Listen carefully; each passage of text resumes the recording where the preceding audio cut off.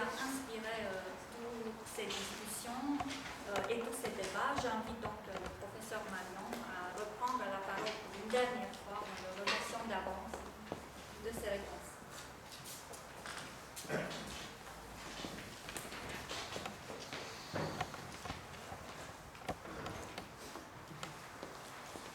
Il est bien clair que je vais avoir une plus grande difficulté à répondre aux orateurs de cet après-midi qu'à tous les autres, pour une raison parfaitement simple, c'est que dans tous les cas précédents, j'étais le seul vivant de la confrontation.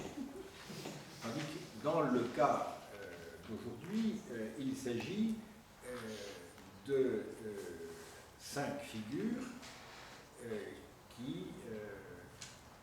je n'ai pas interprétées, mais avec qui je me suis trouvé en situation d'interagir.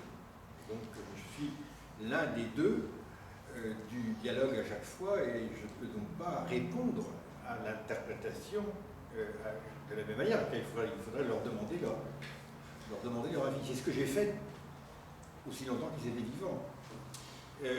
Je dois d'ailleurs ajouter un point qui n'est anecdotique, biographique, mais qui est quand même, dont l'importance m'est apparue à la mort de Michel Henry, qui a dû être le dernier à disparaître. C'est que, sans le savoir, j'ai été, avec ceux de ma génération, extraordinairement favorisé d'avoir pu, de la fin des années 60 jusqu'au début du XXIe siècle, être en rapport réel avec des penseurs dont nous admettons maintenant qu'ils sont d'une dimension hors du commun. C'est une chance invraisemblable d'avoir pu discuter comme si c'était des interlocuteurs normaux avec Balthazar, Derrida, Ricoeur, Lévinas et Henry, et ceci pendant 30 ans, presque. C'est absolument invraisemblable. Et quelques autres, enfin, dans le cas d'espèce. Donc, la première chose que je dois à la vérité, c'est de reconnaître cette chance particulièrement extraordinaire. Quand on sait ce que coûte en temps et en travail l'interruption d'une tradition philosophique pendant une ou deux générations, c'est arrivé en France à certains moments, quand il n'y a personne, mais quand il faut remonter, si je puis dire, la pente, sans maître. Il ne s'agit même pas de, pas sans des maîtres, des professeurs, il y en a toujours, mais sans des esprits donc vivants dont on sait qu'ils sont dans la chose même. Et que ce qu'ils disent sera étudié dans 2 siècles, dans 3 siècles. Ça change tout. Et ma génération a eu cette chance inouïe. Je dois avouer que je pense que Michel Henry est mort en 2003. Quand Michel Henry nous a quittés, je pense que tous les gens de mon âge en philosophie ont senti le souffle du vent. Parce que c'est comme dans une course cycliste, même une course à pied. Vous êtes dans un peloton. Et puis, il y en a qui courent juste devant vous, vous suivez derrière. Il y a ceux qui font le rythme. Et c'est eux qui prennent le vent. En fait, c'est eux qui se fatiguent plus que vous. Vous suivez derrière, assez tranquille finalement. Et alors, quand ils disparaissent, d'un seul coup, c'est vous qui recevez le vent. Et là, vous commencez à sentir votre douleur. C'est-à-dire, il n'y a plus moyen, quand on patauge, de se dire, à la prochaine occasion, j'en parlerai à Derrida ou je poserai la question à Lévinas. Alors on se sent un peu seul. Et c'est un point très, très décisif. Et maintenant, je le sens. J'en ai parlé avec mes différents complices, ils l'ont senti aussi. Donc ça, c'est le premier point. Donc c'est très difficile pour moi de répondre, parce que cette histoire s'est jouée à plusieurs entrées. Donc il s'agit, en l'occurrence, des 4 grands, qui étaient 5 pour moi, au sens où les 3 mousquetaires étaient 4. Donc Balthazar et 4 phénoménologues. Alors, il y a un point qui est tout à fait clair, c'est que la rencontre avec de tels esprits ne se mesure pas au nombre de fois où on les cite. Parce que, en un sens, on cite des auteurs morts et des objets. Il y a une rencontre, il y a des choses qui se mettent en place, et après, la discussion a lieu un peu par écrit, mais pour l'essentiel, et surtout les points d'accord, la discussion a lieu dans des colloques, comme ici. Donc, le silence dans les citations n'est pas du tout l'indice d'un éloignement, pas nécessairement l'indice d'un éloignement, d'un désintérêt ou d'un désaccord. En un sens, on pourrait dire exactement l'inverse. C'est particulièrement vrai pour Derrida et Michel Henry dans mon cas, ou pour Balthazar. C'est-à-dire, vous ne mettez pas des notes en bas de page à propos de quelqu'un à qui vous allez poser la question dans 8 jours et qui va vous répondre, la discussion va tourner, va continuer. Donc, c'est un deuxième point important d'interprétation. Alors, revenons sur les points qui peuvent être indiqués à propos de ces rencontres privilégiées. Balthazar, que j'ai découvert par écrit en 1968, c'était le cardinal Lustiger qui est au milieu des émeutes de mai 68. Je lui demandais, il était aumônier de l'école de la Sorbonne à l'époque. Je lui demandais ce qu'il pensait de la situation. Il m'a dit il faut lire Balthazar, c'est la première chose à faire. C'était un peu curieux, au milieu des gaz lacrymogènes, de vous entendre dire la première chose à faire, c'est de lire Balthazar. Ce que j'ai fait, et d'ailleurs nous étions pas mal à l'école normale à lire Balthazar à ce moment-là, y compris des gens qui n'étaient pas chrétiens. Et qu'est-ce qui était décisif chez Balthazar? C'était la découverte du principe que Husserl nomme dans les recherches logiques de Voraussetzungslosigkeit en théologie. C'est-à-dire de la même manière qu'en phénoménologie, on apprend peu à peu qu'il faut arriver à ne rien présupposer. Et comme on présuppose toujours quelque chose, il faut donc pratiquer la réduction sous différentes formes.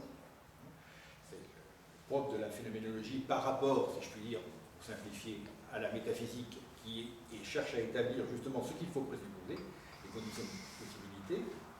La phénoménologie essaie d'éliminer les présuppositions. Eh bien, il y avait ce principe qui était appliqué par Balthazar en théologie. Alors, contre Rahner, contre sa compréhension de Rahner, la question de savoir est-ce qu'il était injuste vis-à-vis de Rahner, peut-être un peu, mais enfin, on voit très bien ce qu'il voulait faire, pas d'autres présupposés à la révélation que la révélation elle-même. C'était la grande leçon méthodologique de le volume 1 de l'esthétique de la gloire et la croix. Le volume 1 était décisif. Pas de présupposés théologiques. Pas de présupposés en théologie, sinon celui de la révélation elle-même. Donc, il y avait ce qui m'est apparu, ce qui est apparu à tout lecteur à ce moment-là, une manière d'auto-révélation, c'est-à-dire d'auto-affirmation du phénomène théologique. Et le rapprochement entre ce que je découvrais en faisant un peu de phénoménologie à l'époque, c'est-à-dire en lisant le fait des Insight, et ce que je découvrais chez Balthazar, la similitude des deux opérations était frappante. donc, il n'était pas question d'admettre en théologie, par exemple, une théologie transcendantale, au sens de Rahner, avec des présupposés ontologiques, critiques, enfin, tout ce qu'on voulait. Donc, ceci fut la révélation de Balthazar, une révélation méthodologique, qui avait, par exemple, pour moi, j'avais lu à l'époque Bultmann, et Bultmann m'est apparu comme un cas particulier de présupposition. La théologie de la démythologisation, évidemment, était basée sur l'idée qu'il y avait des conditions qu'il fallait imposer au discours théologique pour qu'il devienne significatif. Ces conditions, il le fallait de l'extérieur, ce qui relevait de la mythologie, ce qui ne relevait pas d'une cosmologie dépassée, etc. Donc, Rahner, Balthazar, et Rahner, Bultmann, comme opposé de Balthazar. Alors, deuxième point que Balthazar avait imposé, c'est que cette auto-détermination, si je peux dire, cette auto-manifestation disons, du Christ par lui-même, de Dieu par lui-même, se jouait dans l'horizon de l'amour. Vous avez rappelé très justement le rôle de ce petit livre remarquable, L'amour seul et digne de foi. Et donc, ça c'était une deuxième évidence.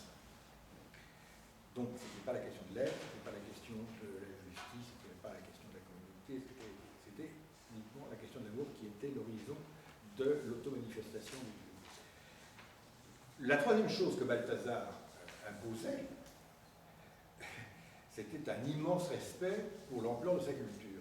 C'est-à-dire la découverte de Balthazar, pour nous, ce fut un choc culturel. Quand vous arrivez à l'école normale, vous pensez que vous êtes quand même un peu au-dessus de la moyenne, que vous êtes avec une certaine culture. Vous ouvrez Balthazar, index des noms, et il n'y a pas un nom sur 5 que vous connaissez. Quand vous entrez à l'école normale, il n'y a pas un nom sur 5 que vous connaissez. Donc, et d'un seul coup, c'est l'impression que la plupart de mes professeurs, comparés à Balthazar, étaient des gens parfaitement ignorants. Ils ne savaient rien. Ils savaient des choses dans leur spécialité, mais ils n'avaient aucune vision large des choses. Donc l'idée que si on n'a pas vu toute la littérature européenne, si on n'est pas un peu bibliste quand on est philosophe, si on prétend faire l'histoire de la philosophie sans connaître l'histoire de la théologie, on est simplement un amateur, un comique troupier, enfin quelqu'un qui n'a... Alors ça a été une révélation. C'est-à-dire que d'un seul coup, par exemple, j'ai compris que si je voulais m'intéresser à un sujet aussi classique que Descartes, bien entendu, il fallait que je connaisse de la théologie médiévale, il fallait que je connaisse Aristote, bon, et peut-être que ça vous semble évident, mais regardez comment on faisait de l'histoire de la philosophie, par exemple, du XVIIe siècle à la Sorbonne dans les années 50, même maintenant que nous regardons quelqu'un qui était tout sauf ignorant, comme Gilson, la façon dont Gilson, dans les années 30, utilise le Moyen-Âge pour comprendre Descartes, on est assez surpris. Par exemple, Gilson, pendant très longtemps, a considéré que Descartes s'oppose au Moyen-Âge, qu'il fallait donc connaître le vocabulaire du Moyen-Âge pour comprendre Descartes, très bien, l'index classico-cartésien, mais à ce moment-là, il cite des textes comme référence par contraposition de Descartes, et il cite, j'allais dire presque indifféremment, Suarez et saint Thomas.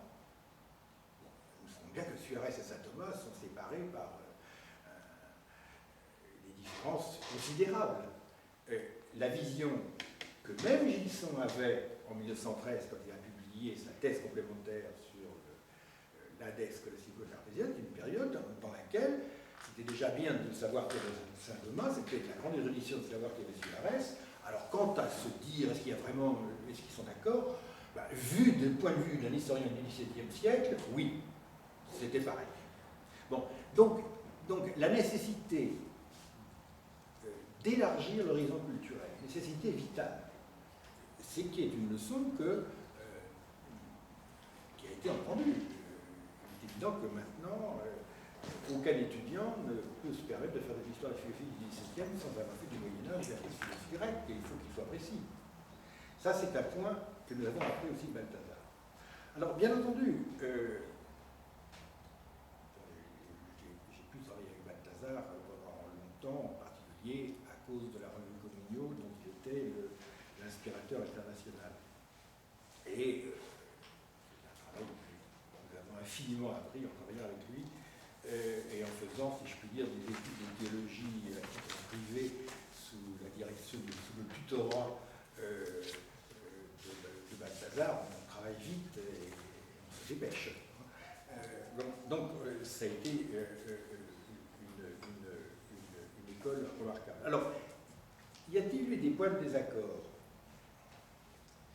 Jamais. Mais il y avait des champs de travail que Balthazar ne pratiquait pas. Bien que sa théologie fût essentiellement une théologie de la manifestation, Balthazar n'était pas versé dans la phénoménologie techniquement parlant. Ça ne l'intéressait pas. Bon. Il ne la pratiquait pas. Et il y a toute une partie de ce que l'on pouvait faire en théologie dans une optique balthazarienne que Balthazar ne faisait pas. Et bien entendu, en particulier, le débat avec le deuxième Heidegger n'a jamais été véritablement affronté par Balthazar. Et évidemment, quand on faisait de la philosophie, on pouvait ne pas se lancer dans ce débat et affronter les discussions philosophiques contemporaines. Donc il a fallu remplir une partie du programme implicitement dégagé par Balthazar, sans Balthazar. Alors c'est là que, bien entendu, des écarts devenaient possibles. Ce n'était pas tellement des écarts sur le fond, c'était le fait que Balthazar ne s'était pas occupé de cela. Alors le seul véritable écart qu'il y ait eu, ça a été in fine quand j'ai publié Dieu sans lettres. Balthazar trouvait que quand même l'être c'était pas si mal, on pouvait l'entendre de manière positive, enfin bon, que c'était un peu une violence et une audace de jeune homme. C'était pas la peine d'aller jusque-là. Moi je pensais que c'était évidemment la peine d'aller jusque-là. Donc il y a eu quelques notes au minimalisme. Ça n'a pas tiré à conséquence. Et j'ai jamais eu l'impression d'un désaccord avec Balthazar, même sur la question de l'université de l'amour, où de fait, rétrospectivement, on voit bien qu'il y a quand même un désaccord. Balthazar maintient, c'est son côté barthien, sans doute, l'opposition Eros-Agapé. À l'époque de Dieu sans lettres, je n'avais pas encore posé véritablement la thèse de l'université de l'amour, c'est beaucoup plus tard, en travaillant pour le phénomène érotique, en travaillant pour Saint-Augustin et en reprenant le dossier que je n'avais pas étudié en détail à l'époque de migraine, de l'opposition Eros-Agapé. Donc plus longtemps après, enfin quelques années bien après, j'arrive à la conclusion que oui, il y a l'université de l'amour pour des raisons théologiques de fond, phénoménologiques de description, et puis sur le fait qu'il n'y a pas de base historique à l'opposition Eros-Agapé, qui est un artefact tardif fait par un luthérien suédois dans les années 1930 pour des raisons que d'ailleurs je n'ai toujours pas comprises, parce que sa polémique anti-augustinienne semble sans objet, enfin ça n'a aucune importance. Donc, mais je n'ai pas eu de débat, par exemple, avec Balthazar sur ce point, explicitement. Je pense que Balthazar n'avait pas besoin d'ailleurs de le faire, parce que Balthazar insistait sur deux points. Un, l'amour est toujours kénotique. Je pense qu'on peut démontrer que l'amour du phénomène érotique est dans un niveau une expérience presque banale dans la finitude, l'amour est toujours kénotique. À un certain degré, mais l'amour vulgaire est nécessairement un moment ou un autre kénotique. Et il affronte la non-réciprocité, ça fait partie des règles du jeu. Donc, ces différences supposées entre l'éros et l'agapé, l'expérience de l'éros montre qu'elle n'est pas. Il y a une question de degré de modalité, naturellement. Mais enfin, cette supposée différence n'a aucun sens. Et la deuxième chose, c'est que donc, toute la théologie de Balthazar consiste à dire que la kénose est une structure universelle qui n'est pas directement uniquement liée au péché ou à l'incarnation, mais qui est trinitaire. Elle est aussi dans l'expérience quotidienne et, j'allais dire, vulgaire de l'amour. Et le deuxième point sur lequel Balthazar a beaucoup insisté, et qui va dans le sens de l'universalité, c'est de dire que le seul point commun que nous ayons, que les hommes aient avec Dieu, le seul point qui vérifie la thèse que rien n'est sauvé sinon ce qui est assumé, la thèse patristique, c'est précisément l'expérience de l'amour. C'est-à-dire, c'est dans la manière d'aimer que la conversion se passe, c'est à l'intérieur de la... Et donc la théologie, par exemple, des deux volontés telle qu'elle est exposée et justifiée par Macquin le Confesseur, va entièrement dans ce sens. La différence entre le péché et la grâce, entre l'amour de Christ et l'amour des hommes, c'est que c'est le même amour qui change de propos, qui change de modalité. Et on fait non pas sa volonté, mais la volonté du Père.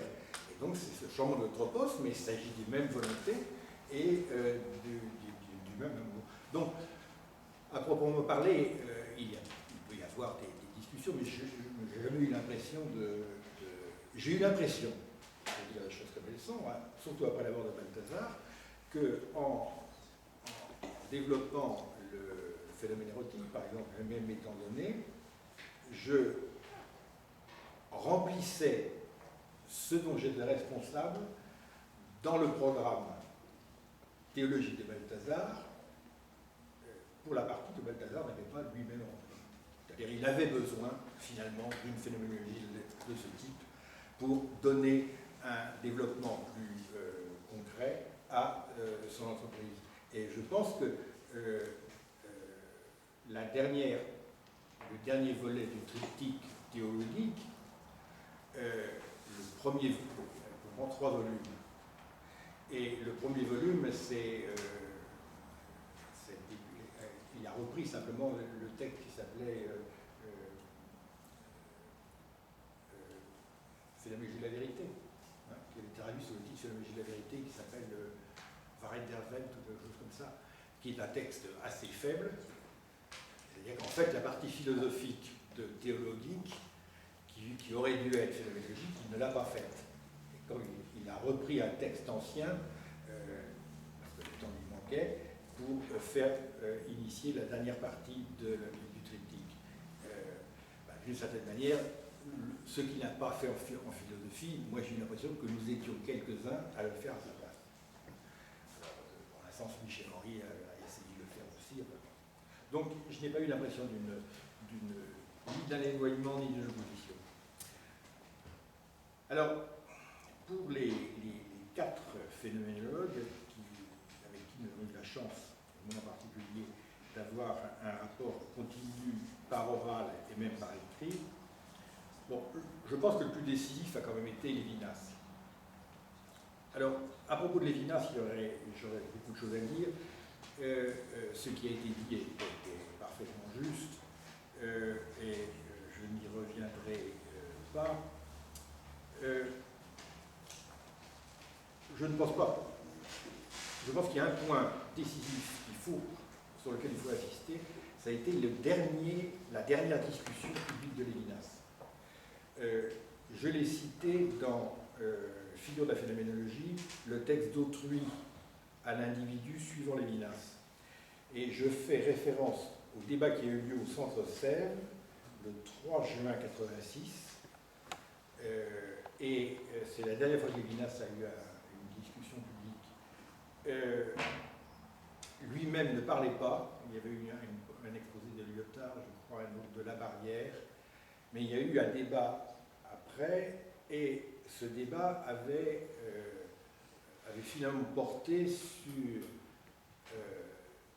l'éthique et la question. C'est un peu Lyotard qui avait posé la question. La question était de savoir si l'éthique lévinassienne se différenciait de l'éthique kantienne. Et j'avais demandé à Lévinas, ne croyez-vous pas que désormais, après au terme de votre évolution, vous ne devriez pas renoncer au terme éthique et dire, quoi qu'il en coûte, amour à la place. Et Lyotard, je cite, avait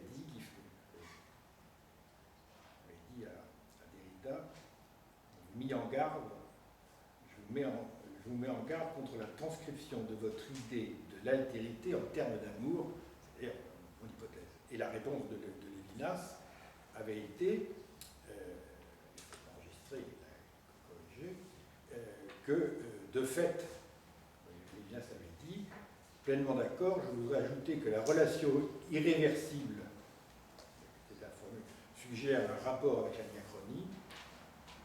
Que signifie cette relation, ou plutôt par où s'accrédite-t-elle, à quel moment? Je sais que ce n'est pas une intentionnalité, mais elle a un sens. C'est la raison pour laquelle je prononce plus aisément ce mot trop beau, ou trop pieux, ou trop vulgaire, amour. C'est parce qu'il signifie que le rapport avec l'autre, c'est en lui le rapport avec l'unique. Je ne parle pas tout de suite de l'unique qui commande Dieu, je parle aussi de celui qui est l'objet, entre guillemets, de l'amour autrui. L'unique est donc l'individu, encore partie d'un genre. C'est même la seule possibilité pour l'unicité d'être concrète, elle est concrète dans l'amour. Et il ajoutait que si maintenant il disait amour, c'était à cause de... c'était très gentil, c'était sous mon influence et grâce peut-être à mon courage. En d'autres termes, la longue discussion qui a commencé dans les années 80 avec Lévinas pour savoir si l'éthique, le visage n'était pas trop abstrait et universel, trop kantien.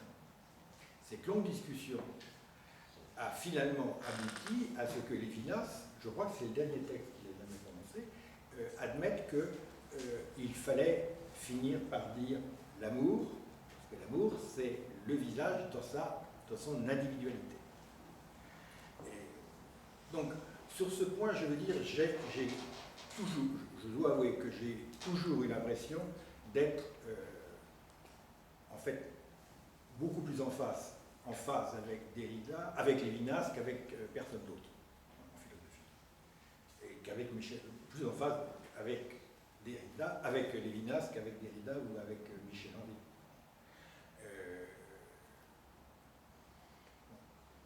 Alors, pour la question de Michel Henry, Michel Henry était un auteur que j'avais essayé de lire très tôt, et au bout de 100 pages, j'avais arrêté. Pourquoi après avoir exposé si bien Husserl et Heidegger, il disait que c'était entièrement faux, etc. J'étais retourné à la lecture de Heidegger et de Husserl plutôt que de continuer Michel Henry, puis il y avait encore 500 pages à lire. Et c'est simplement plus tard que j'ai eu l'occasion de rencontrer Michel Henry. Moi, je pensais qu'il était mort, qu'il n'existait plus, qu'il était en Antarctique, etc. Quand j'étais professeur à Poitiers, parce qu'il venait parler au centre Égole Marx, et il se trouvait que j'étais affilié au centre Égole Marx. C'est des tests sur Marx, c'était très amusant. C'est là que j'ai découvert, et bon, on avait là aussi la rencontre de quelqu'un qui était, si je puis dire, un professionnel de la phénoménologie, qui n'avait pas apprise dans les livres, mais qui l'avait apprise en la pratiquant. Donc c'était quelqu'un d'assez extraordinaire. Il sortait les outils, puis il réparait les choses devant vous. Enfin, il faisait les choses, c'était pas... oui, c'est ça. Il n'avait pas appris la phénoménologie dans les livres, bien qu'il ait connu les livres, il en faisait devant vous. Il faisait des opérations avec précision. Il était très technique, en fait, plus que Lévinas, plus que Derrida. et il était, lors de la refondation par Courtine, Didier Franck et moi des archives Husserl de Paris et leur transfert à l'école normale, il est tout de suite venu et il a été, si je puis dire, le grand frère qui expliquait aux jeunes gens comment faire techniquement du Husserl. Et lui, héritant directement quand même il avait appris ça beaucoup plus tôt, et il a assuré une espèce de légitimité phénoménologique, de continuité historique, qui était de première force, de première importance. Donc, et en même temps, Michel Henry n'imposait pas, c'est pas quelqu'un qui imposait des thèses, ses thèses. Il était très affirmatif dans son discours, mais il n'imposait pas ses thèses. On n'était pas censé reprendre ses thèses, il ne vous demandait pas, il ne se choquait pas que vous ne soyez pas son disciple. Enfin, et c'est un point très important parce que moi j'ai constaté que ça fait que la phénoménologie matérielle qui me semblait, je ne comprenais pas l'intérêt de la chose. Bon, mais quand il a commencé à parler de Descartes, j'ai vu à quel point c'était juste.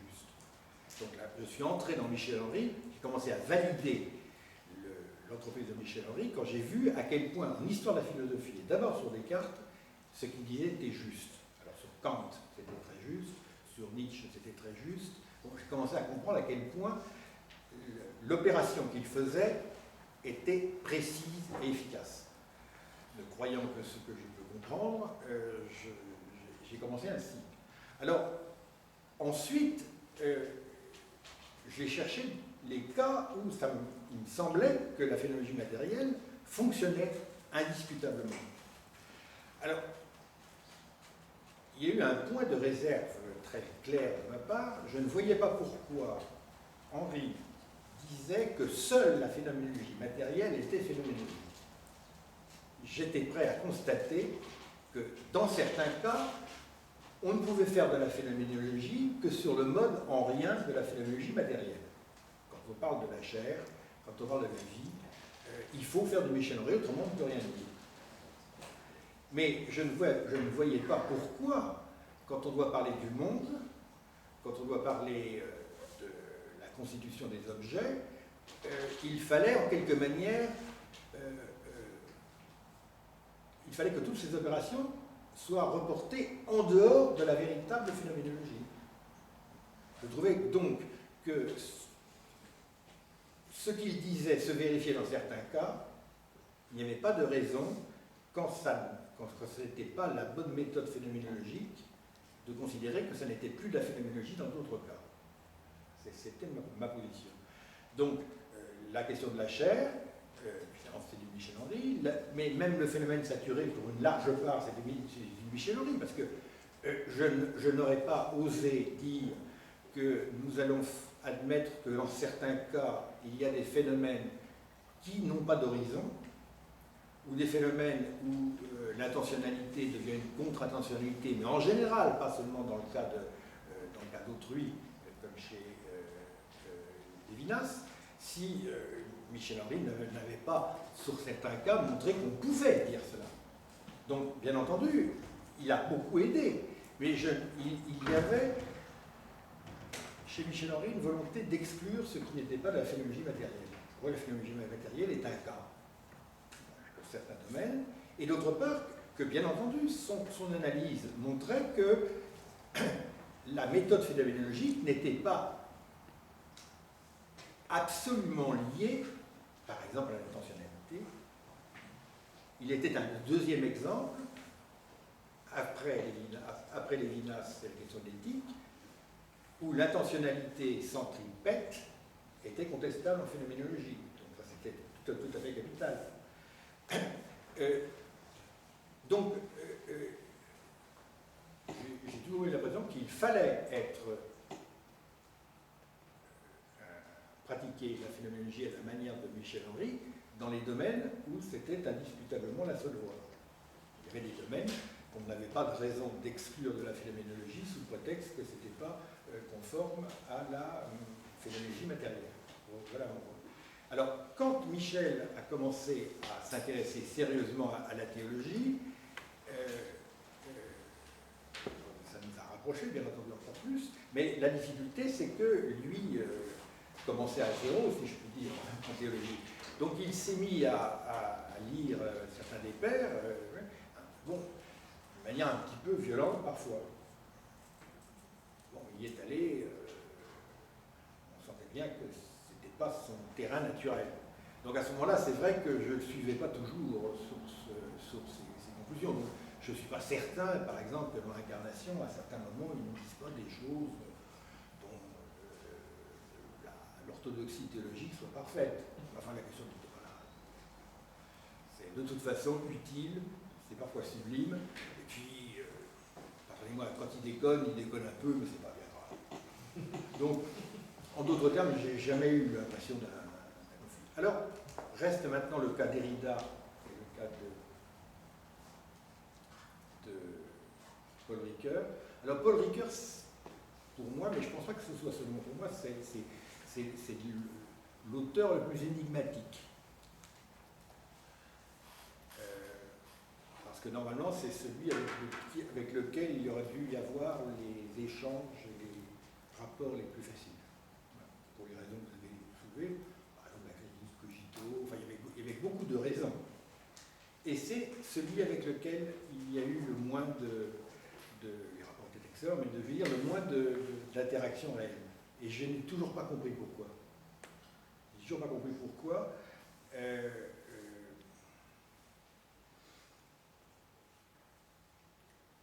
C'était quelqu'un de charmant, enfin, c'était un plaisir de discuter avec lui, de le voir dans les colloques, etc., etc. Mais en un sens, ça n'était pas quelqu'un, pour moi du moins, mais je crois que pour les gens de ma génération, je pense à Guy Franck, à Courtine, à Pradel, les philologues de cette génération-là, Benoît, etc., nous avons raté le rapport à Ricoeur. Je ne sais pas pourquoi, parce qu'il y avait deux. Par exemple, nous étions, nous tous, d'abord des heideggeriens, qui dans les années 80 se sont mis à lire du Husserl, c'est-à-dire à faire du Husserl que précisément Ricoeur avait fait. Donc il y avait tous les motifs de revenir vers Ricoeur, etc. Pourquoi ça ne s'est pas fait? Je ne le sais pas. Je n'ai toujours pas compris pourquoi. Et alors, il a posé de très bonnes questions sur le rapport de don et donation, comme Derrida. Mais la discussion sur le rapport don et donation, question qui m'a été posée par Ricoeur, comme vous l'avez très bien rappelé, ben c'est finalement la discussion a eu lieu avec Derrida et pas avec Ricoeur. Pourquoi? Je ne sais pas. Donc, je reste dans une... Alors, pour la question du rapport plus général, la question de fond du rapport entre l'herméneutique et une phénoménologie de la donation, question qui a été soulevée très tôt, comme vous l'avez rappelé, par Grech et par Jean Grondin. La question, est-ce que la place que je fais à l'herméneutique n'est pas trop limitée à un type de phénomène saturé, ou est-ce que c'est plus généralement articulé sur le rapport entre ce qui se donne et ce qui se montre? J'ai essayé d'entrer plus dans le détail dans un texte que vous n'avez peut-être pas vu, qui est paru aux États-Unis à l'université Marquette. Ça a été fait il y a 3 mois, qui s'appelle Herméneutique et donation et herméneutique. Je vais essayer d'aborder directement cette question. C'est pas encore suffisant, je le sais. C'est une très bonne question. Je crois qu'il y a un lien direct. Il y a une requête directe d'une herméneutique, non seulement à cause des phénomènes saturés, non seulement à cause de l'herméneutique infinie du visage, etc., comme vous l'avez indiqué, mais plus généralement parce que, comme nous l'indiquions tout à l'heure, ce matin, il y a toujours un écart entre ce qui se donne et ce qui se montre. Et cet écart est le lieu où l'herméneutique se déploie, parce que l'herméneutique essaie de résorber cet écart le plus possible. Alors ça peut être une herméneutique de l'impossible, ce n'est pas seulement le cas d'une herméneutique de l'impossible.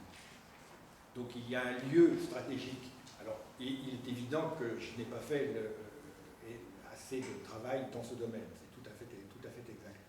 Mais ce n'est pas du tout, comme certains critiques me l'ont dit,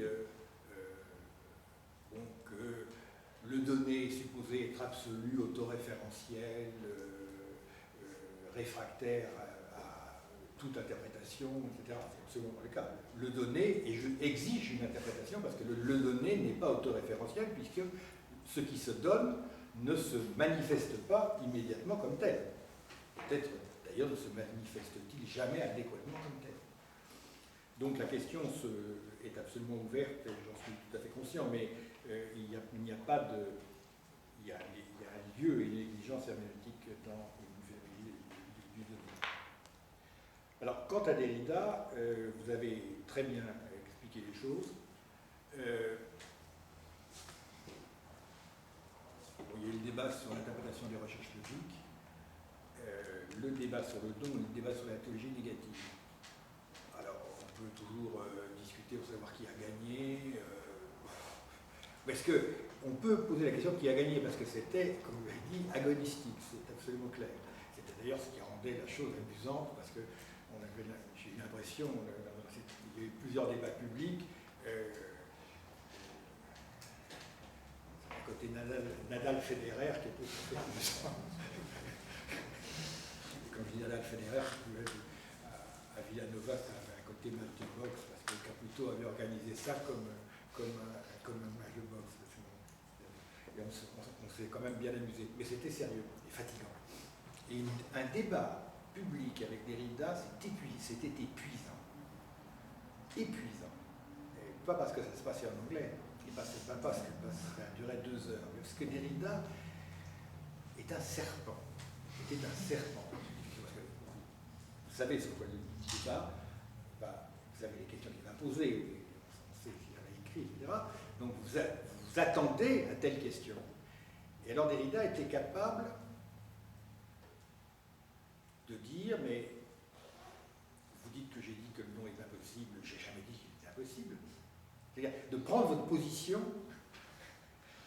Alors après, il explique, enfin bon, il y a une distinction entre 2 sens d'impossible, etc. Puis d'un seul coup, le serpent était derrière, il n'était pas devant. Et vous étiez prêt à l'affronter devant, il était derrière. Alors c'était très fatigant, parce qu'il faut réagir très vite. Et il était très fort. Mais enfin, c'était amusant. Donc, dans tous ces débats,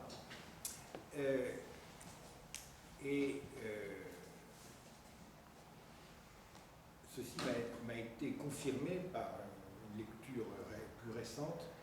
C'est Émile Tarnivelle qui a dans un texte qu'elle vient de faire sur le don, elle montre comment Derrida, mais je cite ça parce que vous avez dit la même chose, comment Derrida, à certains moments, dans ses débats, assume une position métaphysique sans la discuter. Par exemple, sur le don, il dit, mais le don, s'il est véritablement un don, alors ses conditions de possibilité sont en même temps ses conditions d'impossibilité. Et alors il emploie la notion de condition de possibilité de la phénoménalité, en sachant très bien évidemment que c'est une condition transcendantale, kantienne, etc., qui n'est pas une condition phénoménologique. Et il le garde sans explication. De la même manière, sur la question de la théologie négative, mon argument c'est de dire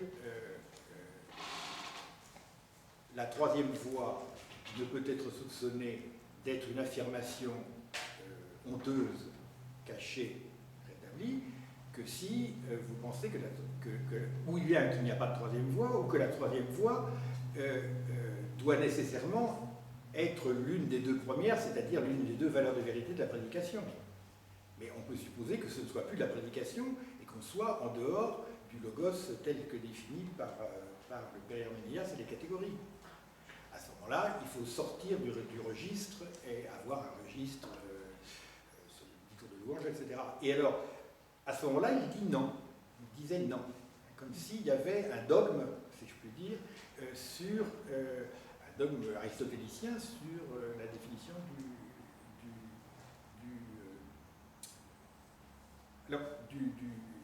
des règles de la discussion.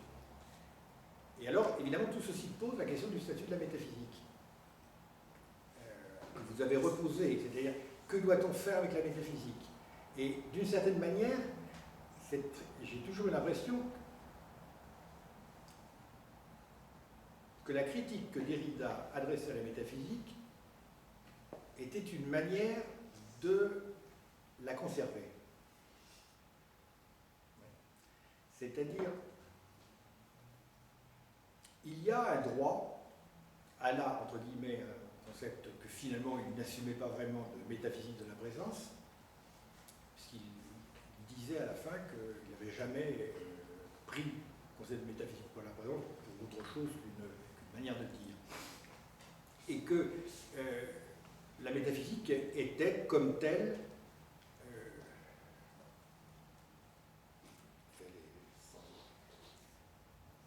elle ne pouvait pas être éliminée, elle ne devait pas, elle pouvait être contournée, mais pas éliminée, et elle imposait quand même ses règles. De la même manière, on peut se demander si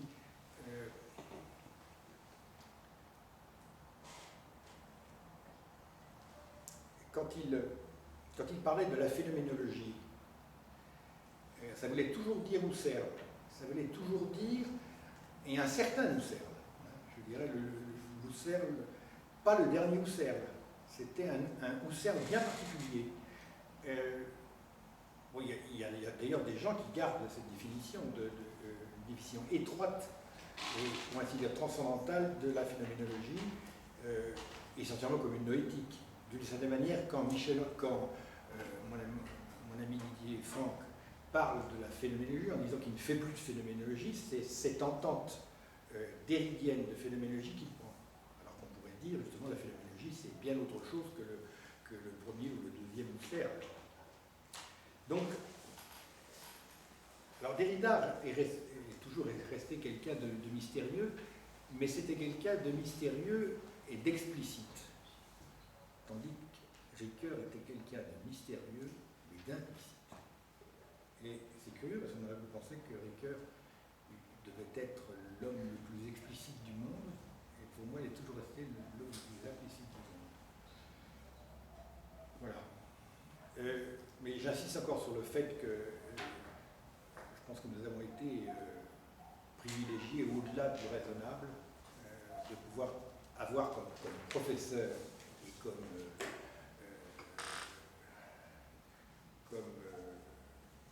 leader sur les grandes courses cyclistes, c'est des personnages de cette